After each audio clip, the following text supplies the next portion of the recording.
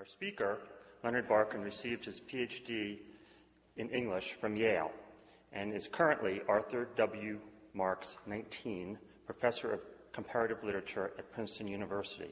He is the author of a number of books, including Nature's Work of Art, The Human Body as Image of the World, The Gods Made Flesh, Metamorphosis and the Pursuit of Paganism, Transhuming Passion, Ganymede and the Erotics of Humanism, and Unearthing the Past, Archaeology and Aesthetics in the Making of Renaissance Culture, published in 1999, which Professor Barkan presented to an Athenaeum audience at the Boston Public Library during the renovation, and which won the 2001 Harry Levin Prize given by the American Comparative Literature Association. Professor Barkan's latest book is hot off the press. Satyr Square, A Year, A Life in Rome, is in a different vein from his previous work, being part memoir, part literary criticism, and part culinary and aesthetic travelogue. It is a great pleasure to welcome back to the Athenaeum, Leonard Barkan.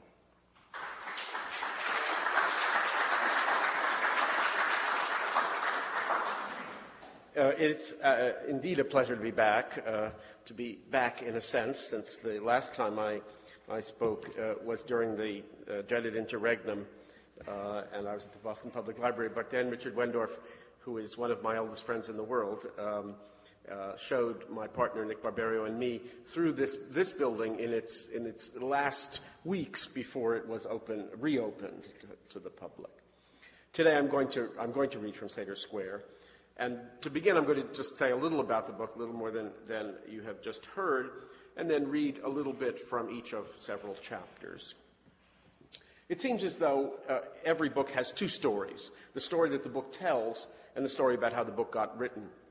Today I'm going to read from Satyr Square, which is part, as Stephen has said, part literary criticism, part aesthetic and culinary travelogue, part love story.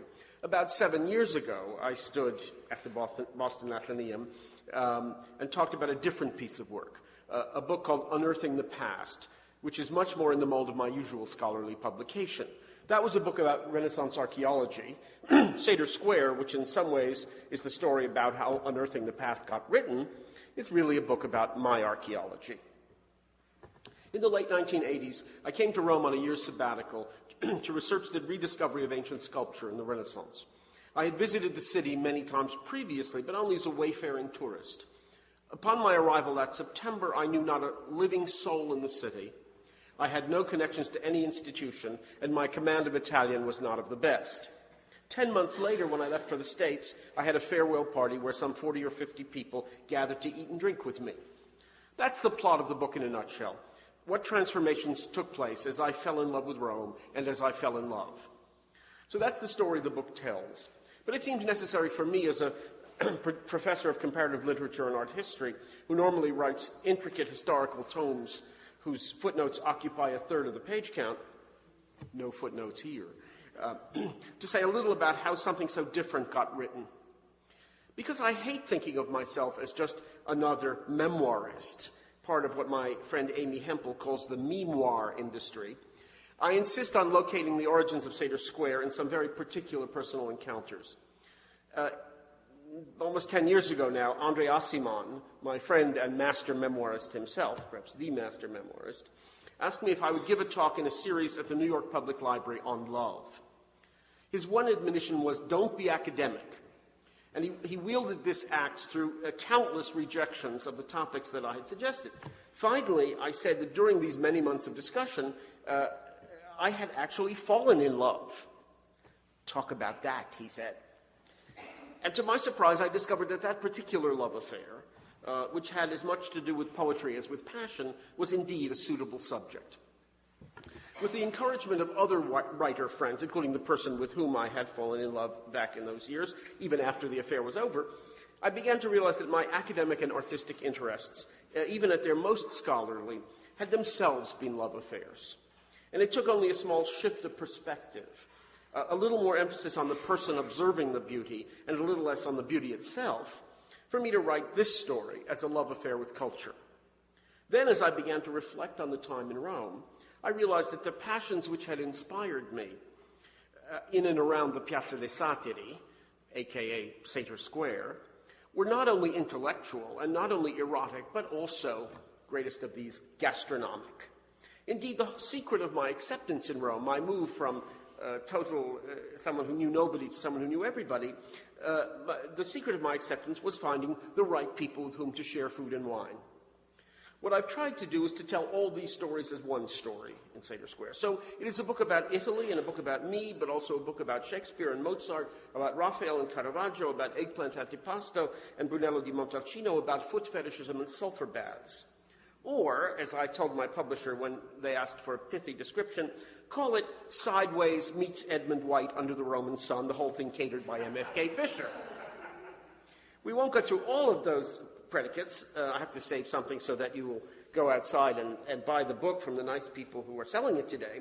But I hope you get a little of its composite flavor today. And as I said, I'm going to read a little bit from each of the three main chapters, and I'll give you some signposts along the way.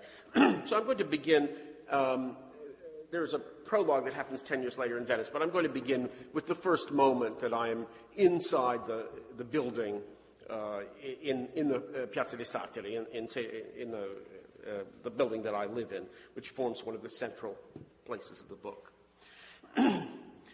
There were 103 steps up to my top-floor apartment in the Piazza dei Satiri. They rose in a long stone spiral, said to have functioned as a military watchtower for several centuries before the building it now served was constructed as an afterthought to it. At this moment, within days of my arrival, I had not yet counted the steps, of course. That act of classification would only come months later, born of a cross between exhilaration and muscle strain, as I hefted home the complete works of Pliny the Elder, or else of my determination to master the strains of life in Rome, perhaps inspired by a notable success or failure in the archives. The steps were innumerable, and the memory of hauling upward a taxi full of excess baggage still fresh. I had mastered nothing about the route homeward, except that the man who drove me from the airport, after gamely consenting to help with the suitcases once he was tipped in lira sporting many zeros, had taught me a new vocabulary word. As we wheezed our way upward, he gave me to understand that we were passing 1, 2, 3, 4, and arriving finally at my 5th pianerottolo, or landing. Eager to increase my word power, I had just tried this expression out on a friendly shopkeeper. I was choosing between the purchase of a TV and the rental of a piano, the one project ultimately postponed, the other abandoned. But where I expected to impress with my conquest of domestic Italian, I was faced rather with philological comeuppance. Yes, he said, you could describe the place in front of my door that way, but mostly the word was used to talk about neighborly proximity, to establish your bond with the people next door by saying that they lived on the same pianerottolo. Like so many words, it seemed to describe a thing, but really described a relation. My building, an accidental composite now rather dilapidated of separate constructions from the 1st, 11th, and the 17th centuries, had only one apartment per floor. Without a close neighbor, I could have no pianerottolo. Perhaps it was the conversation with the piano man that inspired the tiny act of madness I was about to commit on this upward climb. Then, too, it was dark. The staircase was never well lit. And I was as yet so far from having a Roman routine that I had not even learned to count landings, let alone steps. At all events, on this particular late afternoon, I found myself well above street level, in front of a door inside my building, poised to enter. Why I did not simply extract the keys from my pocket, I'm not sure. It can't have been that I forgot about them. Their boxy, exotic shapes produced a vexing bulge in my clothing that I never learned to smooth. Let us just say, and not for the last time, that I was slightly disoriented. What I did was, I knocked on my own door. A voice responded, "Chi è?" Who's there? And I said, "Son io," it's me. A completely unremarkable exchange, except that there was no one in my apartment. There could be no one in my apartment. In my whole adult life, I had lived with no one. Furthermore, it was especially impossible for there to be anyone in this apartment, since I knew not a living soul when I came to Rome, nor had I, since my arrival, met anyone to whom, judiciously or injudiciously, I might have offered a set of those cumbersome keys. I had exchanged life without a partnership for life without even an acquaintanceship. The mystery, I suppose, is not much of a mystery. I was intruding on the siesta of the elderly lady who lived at the 4th rather than the 5th pianerottolo. No surprise that she would react to a stranger by asking, "Who's there?" But whom did I think I was talking to when I replied, "It's me"? And what was I to say when she very reasonably responded, "Me who?" I covered my tracks by blurting out some hastily concocted form of, "Please excuse me, I've made a mistake, I'm at the wrong door." Ho sbagliato porta, I repeated to myself upstairs after consulting dictionaries and phrasebooks, though I never again needed to say it. And from then on, I learned that to get home in the Piazza dei Satiri, I had to climb until there were no more neighbors and no more stairs to climb. Yet the whole episode is not so strange when you realize that I came to Rome precisely to hear voices. In fact, I had been taking part in displaced conversations for a long time. When I taught Hamlet, students eager to tackle existential paradox had to endure my endless riffs on the play's first 2 lines, in which a lonely soldier guarding the dark battlements of Elsinore cries out, "Who's there?" only to be answered by another soldier newly arrived for his watch, who responds, in effect, "No, you're the one who's supposed to answer me. Who's there indeed?" But I wasn't in Rome to hear the voices of Danish soldiers, or Shakespeare, or even Dante, much as they would keep resounding in my head, even here. Poets' voices, I had come to feel, were too easy to hear, oddly enough, which meant that their voices were being drowned out by too many professors, my colleagues, speaking on their behalf. I came to Rome to hear voices hoarse from much longer silence, the voices of material objects, statues of marble and bronze that had lived the public and private life of ancient Rome, then been buried under 1,000 years of decomposing civilization, only to reappear in the Renaissance, anonymous and mutilated, speechless and demanding to be heard. Take those satyrs who had given my piazza its name. All the neighborhood regulars, like the elderly proprietor of the ballerina-friendly restaurant, who held court outdoors in bathrobe and slippers, or the young go-getter whose paint shop permanently displayed a handwritten sign reading, "Today, glue." All of them could tell you that twin statues of satyrs had been dug up here 500 years ago. I happen to know these guys, leering, paunchy, goat-legged, and as statues go, well hung. They were now tucked inconspicuously among more eloquent antiquities in front of the Capitoline Museum. Yet if you listened carefully, they might tell quite a story. Once they had supported a doorframe in Pompey's theater. A millennium later, detached and armless, they became prized collectibles. Pristine in 44 BC, they witnessed the assassination of Julius Caesar. Eroded in 1513, they were carried like totems to celebrate the inauguration of fat, art-loving Pope Leo X. I was proud to live at the sign of such a sexy pair, even if they both carried filigreed marble fruit baskets tucked between their horns. Alas, it was my job to listen even more carefully. Once I did that, I discovered that my little satyr community wasn't entirely authentic. No document records where these statues were found in the 1400s, and it's only in recent times that they have become associated with my home square. Worse than that, this bit of turf was given names that sound like Satrio and Atri, which bespeak no satyrs, as early as the Middle Ages, long before such statues could possibly have been dug up. And when you came down to it, they're not really satyrs, they're fawns. Most likely, the story about the hunky eponyms is a nifty mythic back formation invented around 1800. And the truth is, I live in the Piazza of the Theater, or the Piazza of the Atrium, or maybe even the Piazza of Satire. Only much later did I notice that it's the cross street of my building, Via dei Chiavari, that is endowed with authentic sexy potential. Literally, it's the street of key makers. But regular late-night guffaws from drunken young Romans suggest that chiavare, putting the key in the lock, has other idiomatic meanings. You have to listen to the voices of the living as well as the dead. Turning to chapter 2, as you can tell already, quite a lot of the book is about learning Italian. Many years earlier, when I was a freshman in college, I owned one single recording, which was Mozart's Don Giovanni, which I played some 1,000 times or so in the college language lab, where I had a work-study job as a tutor in French and German. In the process, I effectively memorized the opera's Italian without precisely knowing what it meant. And now that I was living in Rome, my vocabulary to begin with, was little more than what I had learned from these listenings. And since I had so little acquaintanceship at first, there weren't so many ways to increase my knowledge of Italian. And I take up in the middle of a discussion about learning Italian and about Don Giovanni. I knew something about life as a language lab. It was no surprise to me, making my way in my reading through Primo Levi's periodic table in those months, that the first chemical element in his table of contents turns quickly into a portrait of his family via the Jewish dialects they spoke.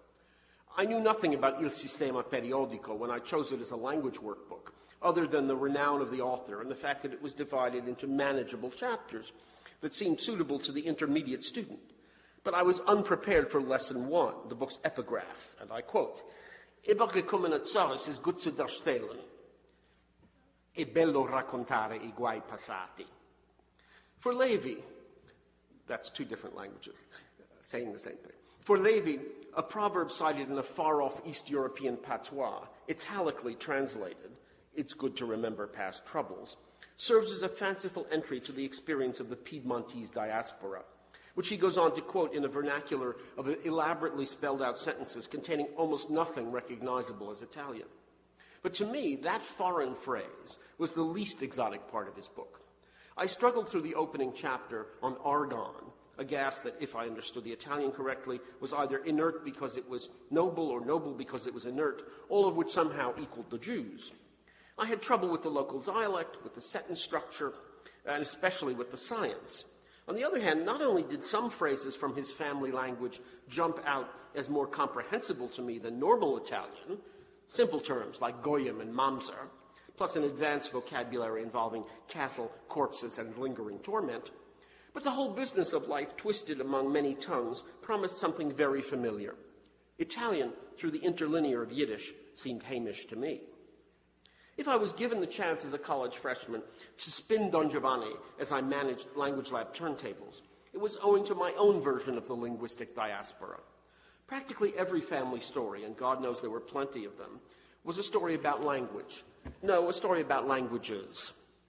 Never mind Levi's inert Judeo-aristocrats who moved confidently between a couple of local dialects.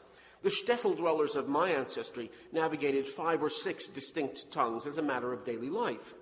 No wonder that adult conversation could be conducted aslant several layers of child-proofing camouflage, from English to Yiddish to Polish to, God knows, Ruthenian, depending on the ever-advancing comprehension of greedy young listeners. I probably learned the slipperiness of languages at the same time as I acquired language itself. I learned secrecy and defiance from my first attempt at reading, circa age 3, in a language my parents wouldn't countenance, courtesy of a Hebrew grammar book clandestinely furnished by my pious grandmother in defiance of the self-congratulatory secularism that ruled our house. What I didn't learn, however, was Hebrew, since she could transliterate only into Cyrillic. Eventually, the book was desiccated by its hiding place behind the playroom radiator, so that it took on the qualities of some sacred and indecipherable parchment. Before I knew any foreign languages that weren't among those spoken in the house, I knew there was a single set of sounds that in Spanish meant "here is a table," and in Yiddish meant "a cow eats without a knife." Similarly, I knew that a slight vowel shift turned voila into something Slavic for chicken wattles. When necessity arose, my mother would teasingly chant a long set of rhymes in Ukrainian that had the power to dissolve warts. I can still repeat it, though I do not know the meaning of a single word. Nowadays, this all sounds stylish, even glamorous. But half a century ago, it was more shameful than chic. My family's brand of foreign migrated in one generation from gravely disabling to tediously bourgeois, without ever passing through even a remote suburb of trendy. My parents were embarrassed because they were so different. In addition to that inheritance, I was embarrassed because I was so much the same. You could, of course, tell lies and try to pass. My mother spent years composing a never-to-be-published novel about a man who fashioned his own existence so that he would appear in her too frequently repeated phrase, "to the manner born." Alternatively, you could take command of these inhibiting mortifications and make reality itself swerve. Invent your life by lying, or invent your life by steering it in the vaguely apprehended direction of your own fantasies, or a little of both. When Saturday Night Live's immortal coneheads find that their hydrocephalic shape or mechanized speech is about to betray extraterrestrial origin, they prevent discovery by immediately droning, "We are from France." All suspicion dissolves at once in the face of an identity that authorizes unlimited strangeness while also brandishing a sexy cachet. With scarcely more claim on this title than if I had myself come from planet Remulac, I spent my early years piecing together my own claim on France. A little bit was true, a larger bit was prevaricated, but the largest bit was my own hard work to absorb a culture I was scarcely born to. If I became a little French boy, then perhaps I could convert my family's citizenship retroactively. The work had to be covert so that the results would appear natural. Nasal vowels, irregular verbs, expressing 72 as 6012, these were easily mastered. But they were only the beginning of a private life spent absorbing the food and music, the politics and poetry of France. Indeed, so early and so effective was this self-invention that as an adult, my falsehood has become a kind of truth. I can quite authentically look back on a childhood spent with Tintin, Camembert, and the Marseillaise. Then, linguistically, I went into deeper cover. With Hebrew foreclosed, I threw myself into Latin. Later, I reached German and puberty around the same time. I must have looked forward to both as thrillingly, catastrophically alien. Certainly both horrified my parents. But after a childhood of Yiddish, the German part of these terrors, at least, proved surprisingly unfrightening, strangely Heimish. In short, what enabled me to enter that language lab was the embrace of one culture that I had struggled to invent and another that I had mastered in spite of myself. What was to result was a tangle of interlanguages that put me perennially in the role of half-baked interpreter among foreign tongues and within myself. That was the starting point from which I was now developing Italian. Not that all this proficiency was just a question of Ukrainian wart jingles and Mozartian flirtation. Learning a language, living a life, understanding a work of art. You can nail down the vocabulary, get used to the paradigms, even memorize a phrase book. But if you want to be more than a tourist, you have to figure out the underlying principles and speak your own speech. Give a man a dictionary and he'll talk for a day. Teach him the grammar and he'll talk for a lifetime. The grammar of my childhood, fear and hilarity, bodily functions and estrangement, I can't set down so easily. Better to work on Don Giovanni, though it has its own difficulties. The fact is, my first real step in comprehending the opera's Italian, or speaking my own, probably came when I could finally wield the subjunctive, the kind of verb that instead of telling you what happens, teases you with what is anticipated, feared, hoped for, commanded, supplicated, or contrary to fact. These lessons did come in handy with the arrival of a new person in my house and my life. My rented apartment came with a cleaning lady, and she turned up fresh from arduous summer holiday travels a few weeks after I had settled in. Giovanna was cheerful, self-assured, olive-skinned, opulent of physique and personality. In time, she would prove to be a partner, sometimes accomplice, accessory, co-conspirator of unwavering loyalty for everything in practical life. But at the beginning, when our conversational topics rarely reached beyond the four walls inside which she cleaned, she was an exercise in language even more demanding than Primo Levi. In the first place, her own speech veered between dialect and an Italian that deformed its consonants, following patterns I could not immediately discern. In the second place, my Italian needed to rise to a certain level of gracious indirection if I was not to appear to be ordering her around as though she were an indentured servant. It starts right away with you. So simple in English, where God and the devil, masters and slaves, the one and the many, can all be addressed alike. French, and Don Giovanni, had taught me that you all was somehow more polite than you one.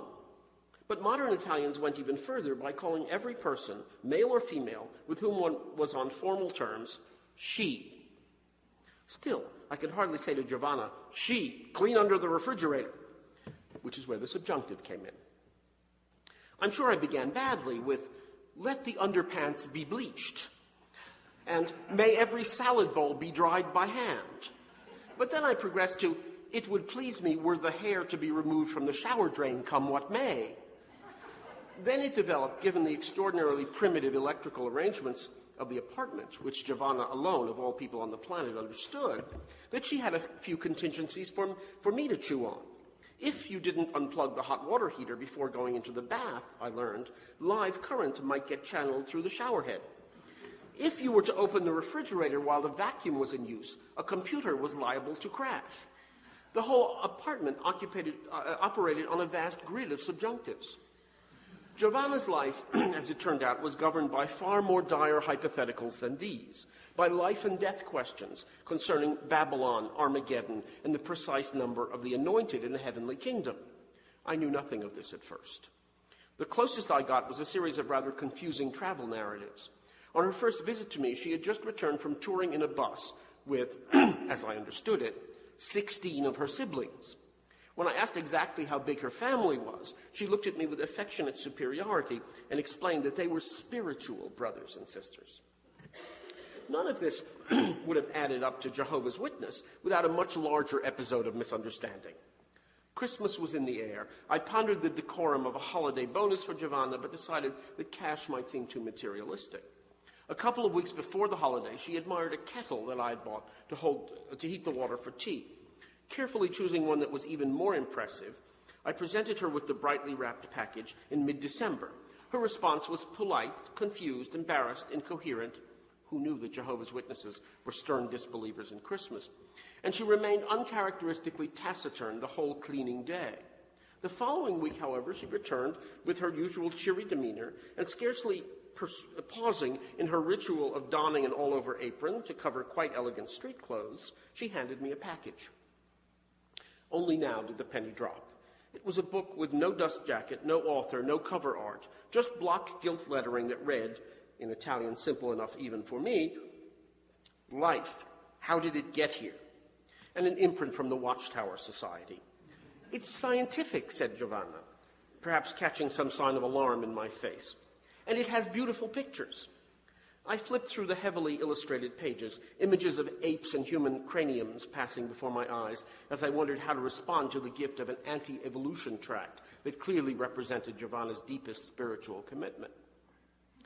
I can't quite explain what happened next, except on the grounds that I had fallen into some abyss of social and verbal confusion, the pandemonium of my life as an interlanguage. Of course I was going to tell lies. The only questions were how many, how big, and how well would I do in a foreign language? Perhaps it was the heritage of my self-invented childhood. If I was going to make up stories, they may as well have to do with family history.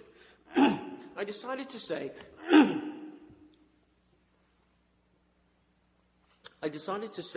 the scientific book was the perfect gift because my father was a chemist. The truth is, my father wasn't a chemist. Not in the American sense, anyway. British was another language I had labored to master. In fact, he owned a drugstore. And perhaps it was this jagged leap that threw me back from my newly minted imperfect Italian to the more assured, if also fabricated, universe of my French. Whatever the reason, the words I carefully framed in my head were, Mon père faisait la chimie. And I proceeded to translate them literally, or rather phonically, into Italian. Mio padre faceva la scimmia. Unfortunately, what I had just said in Italian was, my father was a monkey. After a moment of silence, Giovanna smiled a little more guardedly than usual and asked, in what sense? I was on a roll. Why stop inventing? In a laboratory, I replied. We had many more conversations, Giovanna and I, but never about my family. I'm now going to turn to the third chapter. My life changes radically once I am admitted, and this is really the source of all that happens, once I am admitted to a Wednesday night wine tasting group, whose miscellaneous membership turns out to be the very basis of my hectic social life. Among the members of the group is a charismatic, fascinating, married man of my own age called Giorgio. The night I meet him, he declares that what matters to him in life are good food, good wine, good literature, and good sex. My complex connections with him form a central part of my Roman story, and I will begin there with Giorgio. A somewhat malign destiny, at first anyway, attended upon efforts to be entertained at each other's homes. On one occasion, the phone rang, still a somewhat unusual event in my house, and it was Giorgio saying that potrebbe essere possibile that I come to his house for dinner that very evening. The conditional was easier for me than the subjunctive, and more promising, I thought. But yet scarcely had I set forth in direction of this dinner when who should I see on the street but Giorgio, looming incommensurately large across the landscape, not at home where I was supposed to find him, but at the bus stop where I was going to begin my journey. He was wearing a completely new sort of stylish outfit, vaguely country, involving tattersalls and plaids. As I approached, he sent out signs of distress or embarrassment visible from afar. Scusami, something came up, very complicated, so I decided to come here and wait for you. Sabina, Giulia, we'll talk about it later, he said. That expression, ne parleremo dopo, was to become, we'll talk about it later, was to become almost a mantra of evasions and missed opportunities. On subsequent occasions, I often heard him use it with his 5-year-old daughter. But not to worry, we'll have a dolce together, with which he pulled me off to a cafe that featured enormous custard-filled pastries. Now, I didn't like being done out of my dinner, and I didn't want to be a cream puff. But I was far from being able to negotiate the difference between my disappointment about dinner and my distaste for big, sweet, sloppy things. While Giorgio was concocting long sentences about his evening's contingencies and other plans we might, conditionally, make for an upcoming rendezvous, I was unleashing my refusal to eat a pastry in terms that were doubtless out of all proportion to the matter at hand. He stopped, held me at arm's length, looked into my face, paused, and read the scene. You don't like sweets. You know what your trouble is? Not enough mother love. He was dead serious, doctorly, but also indulgently affectionate. Or too much, I replied. Ne parleremo dopo. He shrugged and let go of me. At my house the first time, all we managed was the opposite end of the meal.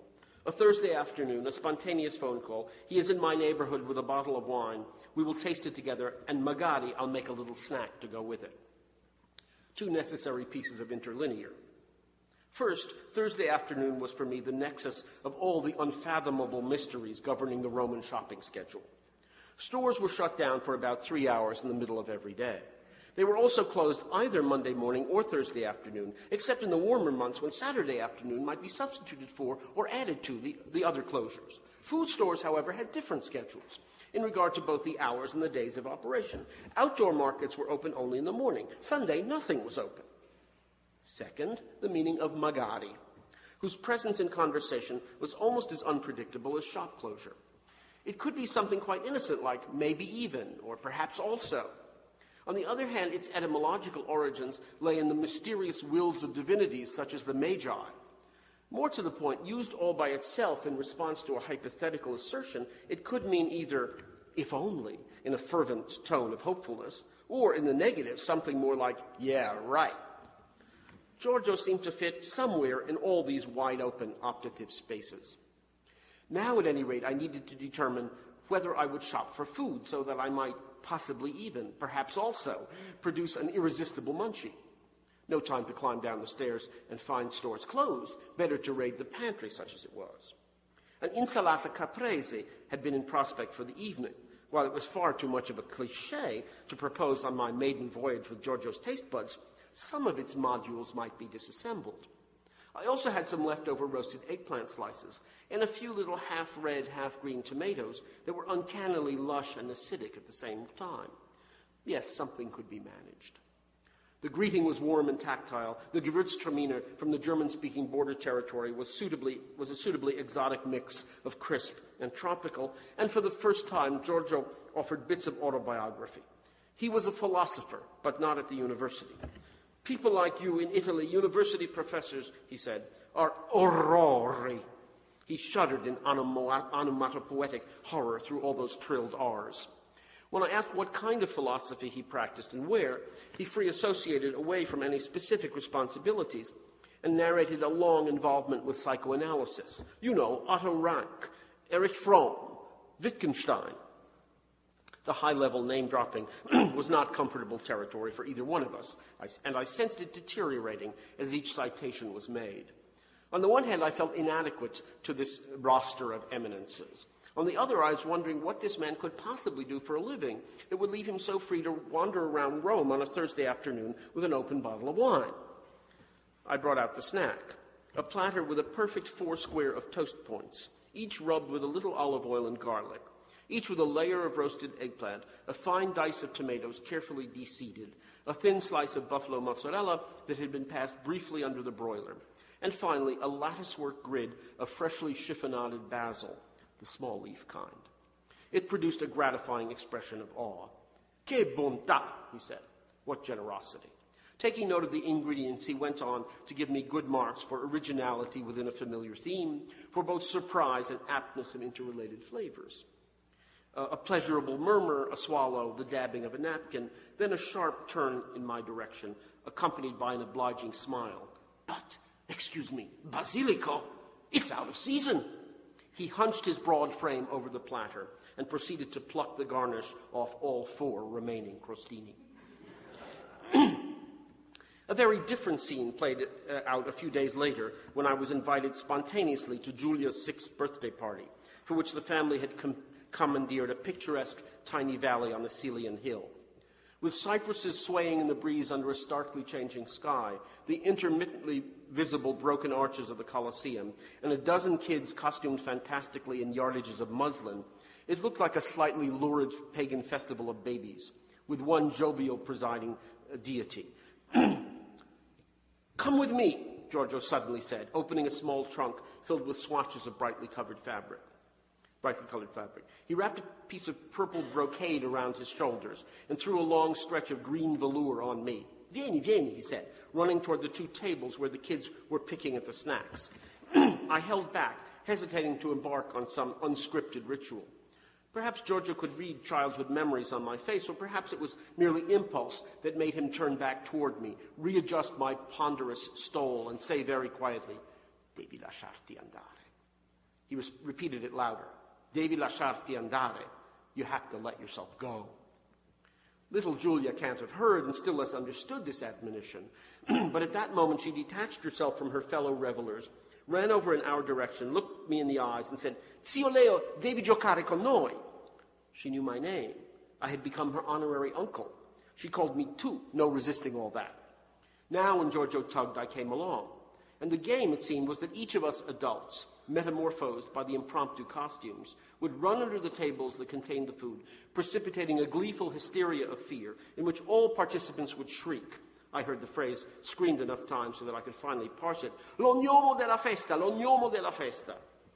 Since no anthropology for this figure was ever provided, I'm not sure if the gnome of the party was to be Apollo or Dionysus, boogeyman or Messiah.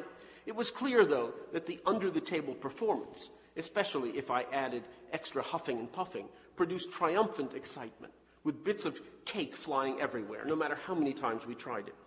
Nor was the excitement limited to the 6-year-olds.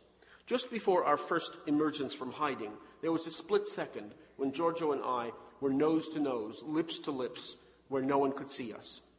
I recalled one hallucinatory evening a decade earlier when a much-desired, ever-attainable friend, at the end of a dinner party and with his wife noisily loading the dishwasher in the next room, had maneuvered his soft Italian loafer into just the right place between my legs. The whole performance, and he stared expressionlessly into my eyes until it was over, was, as now, concealed by a heavily laden dining table. No such outcome this time, though. Giorgio, after provoking one last sequence of howls, wearied of the game. As he defrocked me and quite carefully folded up our garments for next year's gnome, he took in the whole landscape of children and gave me the final day's piece of earnest advice. Devi fare un figlio. You have to let yourself go. You have to play with us. You have to make a baby. Well, many months go by, many dinners and debates, deep involvement with Giorgio's family, and finally an invitation to join him and his daughter at the beach one day. It's not yet beach season. Conversation gets very tense, and in a blundering effort to make him feel better, I offer up some quite patronizing thoughts about how he should be happy even though he hasn't had professional fulfillment. Leo, Leo, Leo. Giorgio speaks my name in a tone part ironic and part operatic, then gets up and walks away. I didn't tell you this before, he says when he has returned to his seat beside me. But you remember last week when you served us that big plate of pappardelle? Yes, I remember. Where is this headed? Those meatballs were so tough you couldn't chew them. Too much bread, too much egg, too much pepper. Sabina thought she had food poisoning. I nearly had to take her to the hospital. Dio mio, is she all right? I hope I'm doing a good job of pretending I believe him. The slide from gastronomic dissatisfaction to toxicity seems highly suspicious. Non capisci un cazzo, he says with real anger.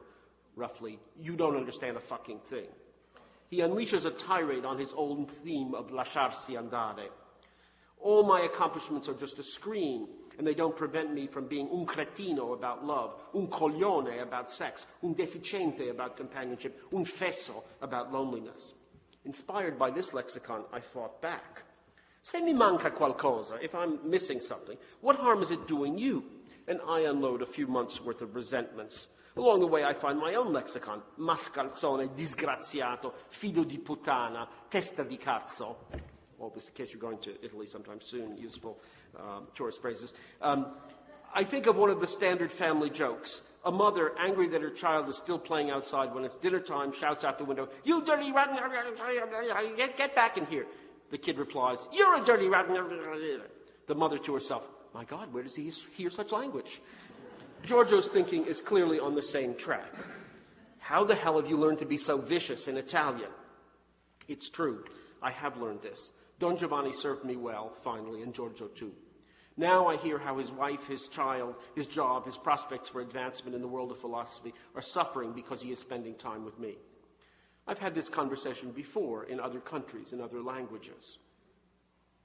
If I have learned anything, it is not to fight back on the ground that the married man has chosen. This is the moment then to turn the other cheek, to tell him that this isn't about language lessons and viciousness, but the opposite. I want to say that he has taught me I could be lovable, could be loved in Italian. But all I manage is, let's not finish it like this. My time with you has been the best part of my year in Italy. È stato, he repeats. You're right, the time is over. Tagliamo la corda. Let's cut the cord. How did we get from not finishing it to finishing it? And what exactly is finished? True, the afternoon on the beach is over. We're coaxing Giulia out of the surf and wordlessly packing the car. But have I just declared that my year in Rome is over? Or is it my relationship with Giorgio whose cord has been cut? It's the perils of the verb. I meant to say has been. What I was forced to say was è stato. In English, what has been may still be going on. In Italian, if something è stato, it is completely finished. In fact, I had just been learning how many pasts the two languages have and how irreconcilable they are. When you get to be a quite advanced student of Italian, you may start wielding a tense called the passato remoto, which includes strange, unexpected forms like fu and ebbe. Or you may find it in the earliest lines of the Divine Comedy, precisely in that meeting between Dante and Virgil that was always for me the most mysterious and most inspiring model for encountering history. It's Virgil who says, "Homo già fui, poeta fui." I was a man, I was a poet. Except not like was in English. What he's really saying is, I was and finished being a man. I was and finished being a poet. It's over. Tagliamo la corda. So this perfect tense, as they call it, because it refers to things that have been perfected, was teaching me about all sorts of pasts. When Dante has Virgil say fui, it's because he wants to make it perfectly clear that Virgil, man and poet, is completely enclosed in the past. But it was my scholarly business to disenclose the past. I was stuck with a broader band of possibilities for past and present, and possessed of later, looser, more hybrid language to shape my thinking about it. Was, has been, used to be, era, è stato, fu. Whenever I was in deep trouble, I would go look at art. And so at this point, I go to the just halfway cleaned Sistine Chapel. And this is my last piece of reading. Coming through the little door into the big space of the chapel. Before I saw any art at all, I was confronted with masses of plywood, bright lights, and contrivances of scaffolding that resembled some hydraulic reconception of the structures that made painting the ceiling possible in the first place. Drawn by the remarkable colors on the ceiling at the far end, I passed through the two-thirds of the space where the work was not yet done or currently being done, as though it were so much static. My gaze landed first on a bald, bearded man with a book, wearing flaming pastels. I'd never before seen Zacharias cast a shadow, since in the old days everything was a shadow. He had all the weight and presence of an animate being, and yet there was a darkness in his face. What before was all scuro was now chiaroscuro. It made him appear immobile like an icon. Not so the two putti behind him, now revealed as a blonde and a brunette, whose shadings of rose and ivory made them seem more like flesh and blood. Framing all three were pairs of sculpted putti, not really sculpted, of course, but painted to look like sculpture, whose distinctness in hue and texture located them in yet another order of nature or art. Fresco paint was everywhere being turned into architecture, sculpture, bodies. No veil of uniformity, but separate categories of being. Michelangelo seemed to assert the irrevocable boundaries of life and death, but also to place the human body on an infinitely shaded continuum between those extremes. My eye fell on the ignudi, those naked, hunky, supernumerary figures who have no theological meaning, but only hold up a series of biblical medallions. Suddenly they stood out from the whole architectonic construction as living persons. Michelangelo had even designed a plumped-up cushion under one of them, as though his naked rump might get too chilly from the painted marble on which he was destined to sit forever. It was that cushioned nude who formed the boundary line between the cleaned fresco and the work in progress. The room was perfectly trisected on that Monday morning. First, a kaleidoscope of fresh color, then in the middle, the superstructure of contraptions behind which nothing was visible, and lastly, the uncleaned frescoes as we had known them all our lives. It took only the briefest glance at the restored images for me to shed any anxiety about the project. Clearly, this would be the Sistine Chapel as Michelangelo had painted it, and it was even greater than we could have known. My fellow tourists, now swarming in, bunched themselves so disproportionately at the gleaming end of the room that if the chapel had actually been Noah's Ark, instead of a metaphor for Noah's Ark, we might have been on a sinking ship. If only to avoid the crowd, I felt myself finally drawn from the far end to the center, the unseen center. As I stood under it, restorers were at work on the creation of Eve. The expulsion from the garden, its cleansing already completed, was partly obscured. The creation of Adam, also half-covered, was not yet begun. I was at the exact midpoint of space in the room in the time of its renovation. Above my head, the most famous scenes were shrouded. To one side of me, the reborn clarity of the Noah scenes, which generally receive so little attention. To the other side, the as yet untouched panels depicting the first days of creation, whose unrepresentability was fittingly served by the gray cloud inside which the old, dirty Sistine ceiling seemed uniformly encompassed.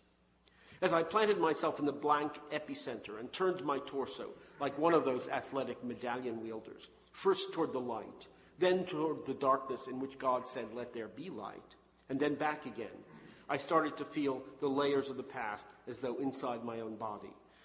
Was, has been, is, the days of creation, the years of frescoing the Sistine ceiling, the centuries of its afterlife. No mechanical reproduction here, the real thing. Michelangelo in the flesh. Michelangelo made paint into flesh. Flesh decays, art decays. At this moment, 1/3 of the ceiling is newly made, as if original, repristinated, the Italians say. 1/3 is in the form that several centuries have known and loved it. 1/3 is under subjection to a surgical process that only our present times dared undertake. Not one of these thirds can be frozen in time. What was still is, but is different, even when it is put back as it was.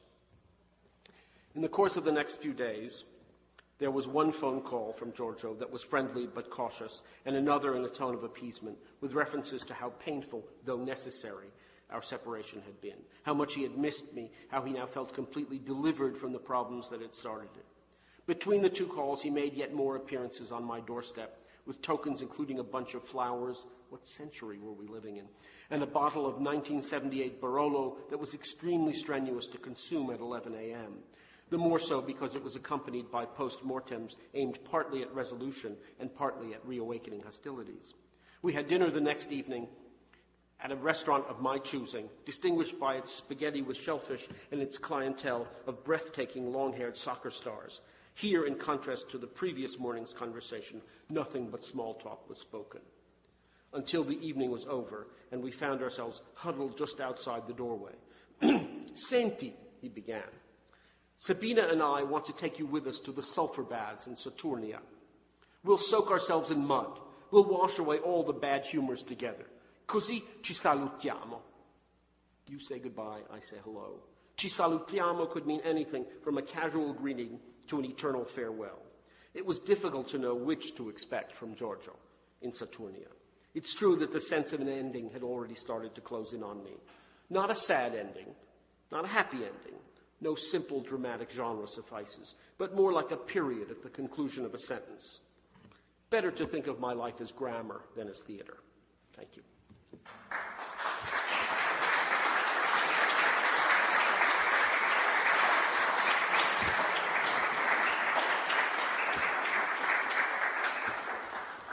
I should say this is the first reading I've done since the book is published. This is the first of many, and I want to thank you all for being here and being such a wonderful group to inaugurate this laborious but valuable exercise. It's very emotional for me. Of course, I'm happy to.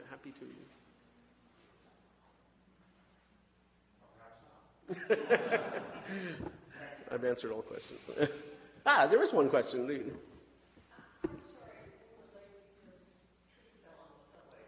Oh dear. What did you go to Rome for originally? To research and write a book called Unearthing the Past about the rediscovery of ancient sculpture in the Renaissance. So I was writing a book about archaeology in the Renaissance. And copies are available. Oh, this one. This one. Thank you very much.